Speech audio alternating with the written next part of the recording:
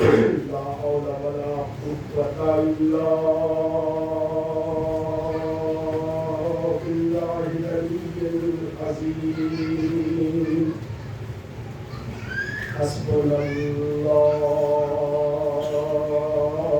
ونعم الوكيل نعم المولى ونعم النصير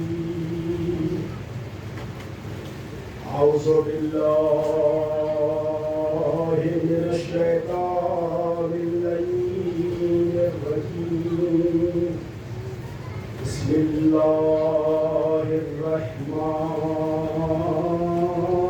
الرحيم الحمد لله رب العالمين الصلاة والسلام على سيد الأنبياء والمرسلين وخاتم النبيين الملقب بطه وياسين المصدق المصطفى الأمجد المحمود الأحمد بالقاسم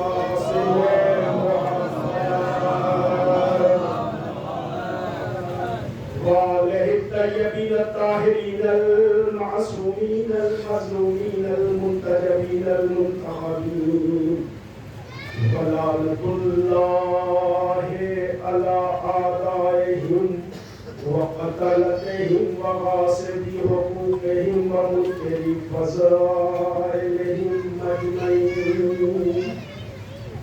من الآن إلى قيام يوم الدين أما بعد فقد قال الله تبارك وتعالى وقوله الحق بسم الله الرحمن الرحيم ورضوان من الله أكبر الصلوات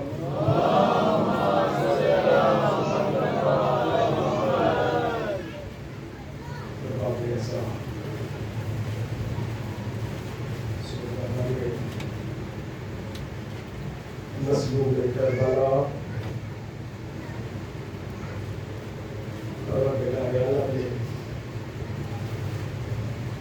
انسانوں کے لیے مومنین کے لیے جو اعمال رکھے ہیں ان اعمال کا اجر بھی معین کیا ہے اور اسی قرآن کے حوالے سے اس پروردگار عالم نے مومنین کو اس بات سے آگاہ کر دیا ہے کہ تمہارے اعمال کا اجر کبیر ہے۔ اب یہ کبیر اجر کبیرہ کا لفظ آیا ہے، اب یہ کبیر کیا ہے؟ عزیزان گرامی پھر دوسرے جگہ پر قرآن مجید میں جنت کو کبیر سے تعبیر کیا گیا ہے۔ اس کا مطلب یہ ہے کہ انسان جو بھی عمل کرتا ہے اس عمل کا اجر انسان کے لیے جنت ہے۔ نماز، روزہ، حج، زکوٰۃ، خیرات، کار انسانیت، جتنے بھی عمل صالح اور عمل خیر ہیں وہ سب ان سب کا اجر کبیر ہے، اور کبیر سے مراد جنت، یعنی ان سارے اعمال کا کی جزا جنت ہے۔ ہمارا لاکھوں سلام ہو اس مولائے متقیان کے اوپر کہ جنہوں نے اپنی پوری زندگی میں کوئی عمل کبیر کے لیے نہیں کیا، یعنی جنت کے لیے نہیں، ان کا ہر عمل اکبر ہے۔ اور اسی لیے قرآن کہہ رہا ہے کہ وَرِضْوَانٌ مِّنَ اللَّهِ اکبر، اللہ کی ان کا ہر عمل اللہ کی رضا کے لیے۔ جنت کے لالچ میں علی نے کوئی عمل نہیں کیا ہے، اور خود مولا کہہ بھی رہے ہیں کہ میں نے نماز اس لیے نہیں پڑھی کہ میں جنت کی لالچ میں نے روزہ جنت کے لالچ میں نہیں رکھا ہے، نہ تو جنت کے لالچ میں روزہ رکھا ہے، نماز پڑھی ہے، اور نہ جہنم کے خوف سے نماز پڑھی ہے اور روزہ رکھا، بلکہ وجہ تو میں نے تجھے اس قابل پایا کہ تیری عبادت کی جائے، لہذا میں نے تیری عبادت کی، نہ تو جنت کے شوق میں نہ جہنم کے خوف سے۔ اس کا مطلب یہ ہے کہ مولا کائنات کی پوری زندگی میں کوئی ایک عمل بھی ایسا نہیں ہے کہ جو انہوں نے جنت کے لیے کیا، نہیں، اللہ کی رضا کے لیے کیا، اور اللہ کی رضا ہی سب سے بڑی ہے۔ کبیر کے معنی بڑا ہوتا ہے، اکبر کے معنی سب سے بڑا۔ تو علی نے جتنا عمل کیا ہے وہ سب اکبر کے دائرے میں۔ عزیزان گرامی، اب میں اس وقت گنجائش نہیں ہے وقت میں کہ مولا کائنات کے اعمال کو گناتا رہوں کہ کون کون سا عمل کیا ہے، لیکن ایک عمل تو ملتا ہے کہ ضربت علی یوم الخندق افضل من عبادت الثقلین ہے۔ علی کی ایک ضربت خندق کے دن ثقلین کی عبادت سے افضل ہے۔ اس کا مطلب کہ ایک ضربت بھی اگر علی نے چلائی ہے، لگائی ہے، تو وہ بھی منزل اکبر کے دائرے میں اللہ کی رضا کے لیے۔ اس کا مطلب یہ ہے کہ علی کو اکبر پسند ہے، اور جب علی کو اکبر پسند ہے تو اسی لیے عزیزان گرامی اس خانوادے کا دستور یہ رہا کہ بیٹے چاہے جتنے ہوں، ہر بیٹے کا نام علی کے اوپر رکھا گیا، اور ہر بیٹیوں کا نام فاطمہ کے نام پر رکھا گیا۔ فاطمہ صغریٰ، فاطمہ کبریٰ، بیٹے ہوئے تو بیٹے علی اکبر، علی اصغر، یہ اس گھرانے کا دستور رہا۔ زادارو، آج 9 محرم، میں نہیں چاہتا تھا کہ اتنے دن صرف آپ کے ذہن کو اس شہزادے علی اکبر سے وابستہ کرنے کے لیے، تاکہ آپ ذہنی طور پر ان مسائل کو سننے کے لیے وہ شہزادے علی اکبر جن کے لیے یہ ملتا ہے کہ جب امام حسین کے یہاں جناب سید سجاد کی ولادت ہوئی تو اس وقت مولا کائنات موجود تھے۔ امام حسین نے اپنے فرزند اکبر جن کا نام علی تھا، امام کا نام بھی علی، اپنے اس فرزند کو ایک سفید پارچے میں لٹا کر مسجد میں لے جا کر رکھا اور کہا، پالنے والے، یہ نعمت تم نے مجھے عطا کی ہے، میں تجھے واپس کرتا ہوں، دیے دیتا ہوں۔ یہ سننا تھا کہ ایک مرتبہ امام حسین نے، مولا کائنات نے امام حسین کے اس عمل کو دیکھا۔ جب امام حسین رکھ کر واپس آئے، مولا کائنات مسجد پہ گئے، پالنے والے، میرے لال حسین نے تیری دی ہوئی اس نعمت کو تیرے حوالے کیا ہے، میں تجھ سے لینے کے لیے آیا۔ اور اب یہ کہہ کر امام سجاد کو مولا کائنات نے دیا، سینے سے لگایا، لے کر بیت الشرف میں آئے، جناب زینب کے حوالے کیا، بیٹی زینب، میں یہ اللہ سے لے کر آیا ہوں، یہ تمہارے حوالے ہے، اب اس کی حفاظت تمہارے ذمے۔ کچھ دنوں کے بعد جب امام حسین کے یہاں جناب علی اکبر کی ولادت ہوئی، امام حسین نے پھر وہی عمل ایک پارچے میں لپیٹ کر کے جناب علی اکبر کو مسجد میں لے جا کر رکھا، پالنے والے، تیرا کرم ہے، تو نے مجھے نعمتیں عطا کی ہے، معبود یہ نعمت میں تیرے حوالے کیے دیتا ہوں۔ اب اس وقت مولا کائنات نہیں تھے، جناب زینب اس منظر کو دیکھ رہی، جناب زینب نے بابا کے اس عمل کو بھی دیکھا تھا۔ جناب زینب ایک مرتبہ دوش پر چادر تطہیر کو ڈالا، مسجد میں گئی اور کہا پالنے والے میرے ماجائے حسین نے جو امانت تیرے حوالے کیا ہے یہ میں تجھ سے لینے کے لیے آئی ہوں. اور یہ کہہ کر علی اکبر کو لے کر جناب زینب اور اس دن سے آزادار ہو. جناب زینب علی اکبر کی پرورش کرنے لگے. علی اکبر بھی جناب زینب کو اپنی ماں سمجھتے. یہ بات میری سمجھ میں بھی نہیں آ رہی تھی اور یہ بات مجھے سمجھ میں نہیں آئی کہ علی اکبر کو امام حسین زیادہ چاہتے تھے یا جناب زینب زیادہ چاہتی تھی.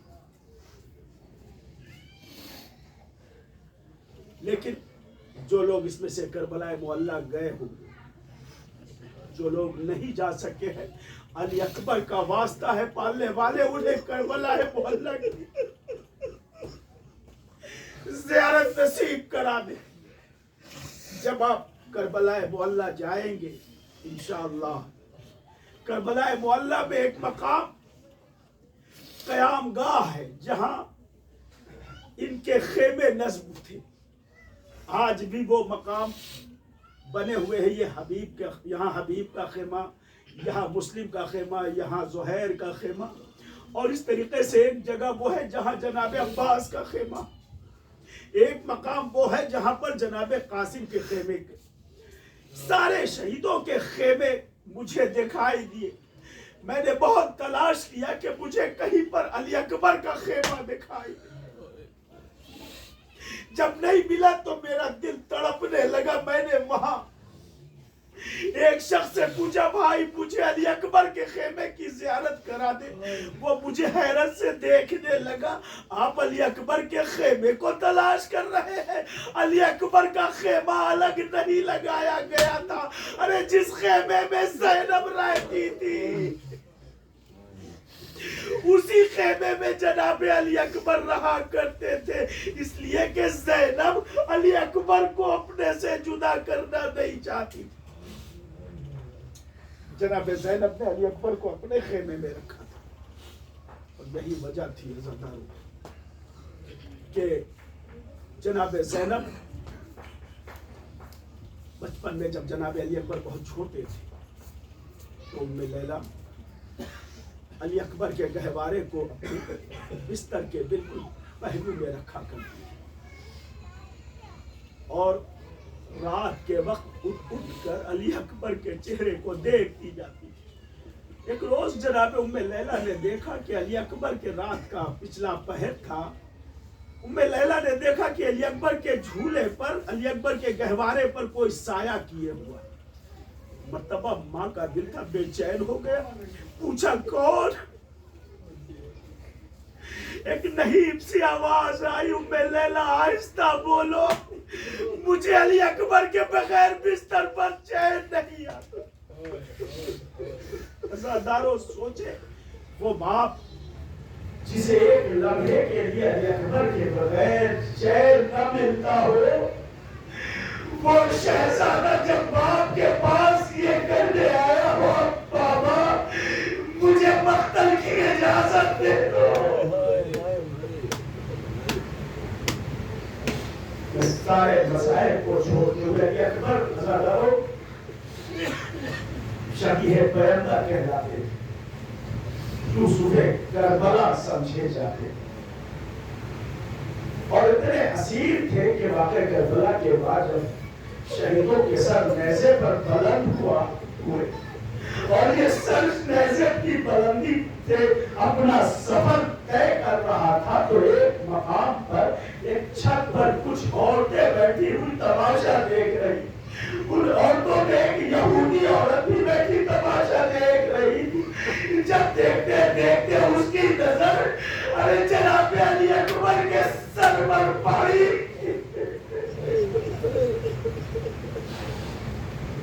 ایک مرتبہ اس نے دونوں ہاتھوں سے سینے پر مارا، آسمان کی طرف دیکھا. اے میرے پالنے والے، ارے جب اس جوان کا سر تن سے جدا ہو رہا ہو، ارے اس کی ماں دنیا میں موجود نہ رہی ہو، ارے یہ آواز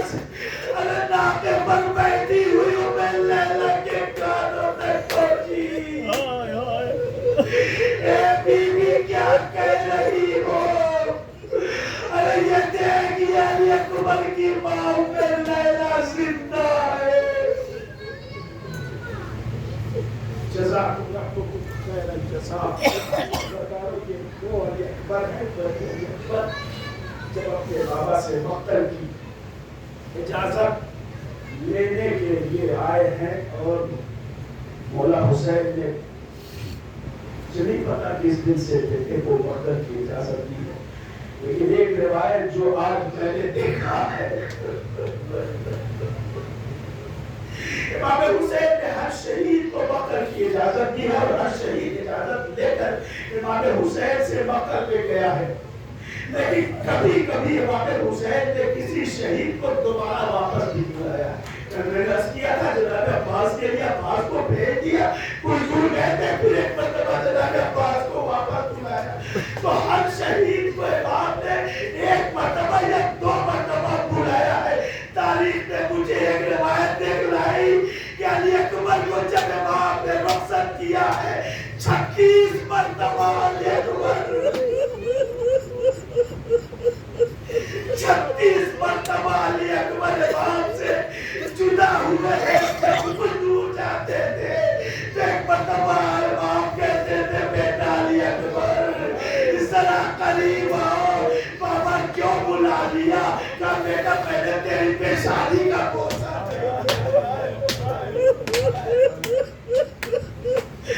پھر علی اکبر بڑے کچھ دور گئے تھے. پھر باپ نے آواز دی، علی اکبر پھر پلٹ کر آئے. بابا اب کیوں بلایا گا میرے لال؟ ارے میں نے تیرے بازو کو نہیں چوما تھا.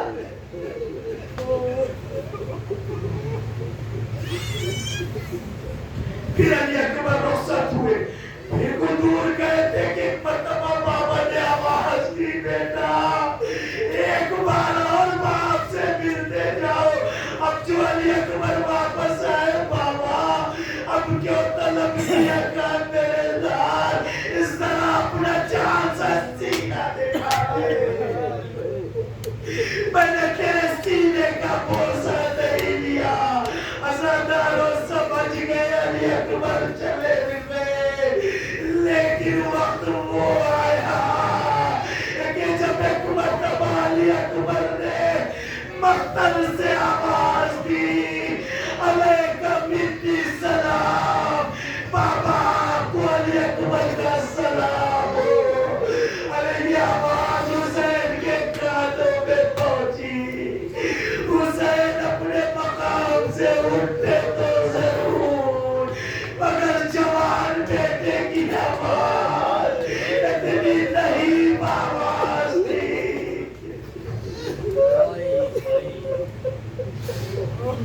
حسین سنبھل نہ سکے. ارے ایک مرتبہ ٹھوکریں کھاتے ہوئے مقتل کی طرف چلے. اپنا قاسم نام محمد نہ غازی عباس ہے جو بھائی کا سہارا بنے. ٹھوکر کھاتے ہیں، گرتے ہیں پھر اٹھتے ہیں. راوی کہتا ہے میں دیکھ رہا تھا ارے حسین بار بار زمین کربلا پر گرتے تھے. جب گرتے تھے تو ایک مرتبہ علی مدد کہہ کر سنبھلتے تھے، لیکن جب 10 قدم کے فاصلے پر رہے اب حسین نے محسوس کیا اب حسین چل نہیں سکتا. ایک مرتبہ حسین نے زمین کربلا پر خود لیا چلنا شروع. میرے لال اکبر اکبر کے سرحانے پہنچے. ایک اکبر کا ایک ہاتھ سینے پر دھرا ہے. میرے لال آج سے پہلے میں نے تجھے کبھی ایسا نہیں دیکھا. جب میرا تمہارا سامنا ہوتا تھا تو تم اپنے دونوں ہاتھوں کو اٹھا کے بابا کو سلام کرتے تھے. میرے لالا جی ایک ہاتھ سے کیوں سلام کر رہے ہو؟ علی اکبر کیا جواب دیتے بابا؟ ارے سینے میں پنچھی کی علی ٹوٹ گئی. حسین علی اکبر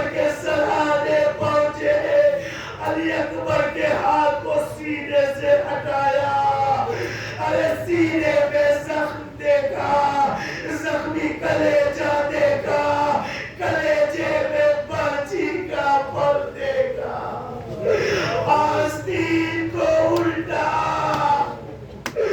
एक मर्तबा चाह के अली अकबर के सीने में हाथ डाला, एक मर्तबा पूछते हुसैन पर किसी का हाथ आया, ए मेरे लाल घबराना नहीं, मैं अली मदद कहती हूँ, तू बेटे के सीने से पर्ची निकाल। अब जो हुसैन ने देखा क्या देखा, एक से आगोश बीबी, अरे पुष्ट पर हाथ रखे, या अली मदद, या अली मदद। रोज़ादारों हुसैन ने पर्ची का पल निकाला, अकबर का कलेजा निकल आया। अज़ादारों हुसैन, तन्हा हुसैन, ज़ईफ़ हुसैन, जवान बेटे की मैयत, अरे किसी सूरत बूढ़े बाप ने, बूढ़े बाप ने जवान बेटे की मैयत उठाई, अरे कांपते हुए हाथों से लेकर खेमे की तरफ चले। अरे खेमे के करीब पहुंचने वाले थे, आवाज दी बनी हाशिम के बच्चों, अरे अब इस बूढ़े बाप से जवान की मैयत नहीं उठाई जाती। लेकर खेमे में पहुंचे, सैदानियों को खबर मिली, अली अकबर का लाशा